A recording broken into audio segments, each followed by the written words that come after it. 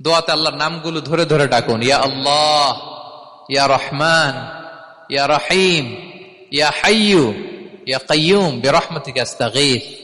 আল্লাহর নাম ধরে ধরে চান, ওই দোয়া আল্লাহ কবুল করবেন। বিশ্বনবীর উপর দুরূদ পড়েন, যে বিশ্বনবীর উপর দুরূদ পড়ে না ওই দোয়া আল্লাহর কাছে কবুল হয় না, এটা আকাশে পেন্ডিং থাকে। কুল্লু দুআ মুআল্লাক মাহজুব বাইনাস সামাই ওয়াল আরদি মা লাম ইউসাল্লা আলাইয়া। বিষ্ণু বলেন সব দোয়া আকাশে পেন্ডিং থাকে যতক্ষণ আমার উপর দুরূদ পড়া না হয়।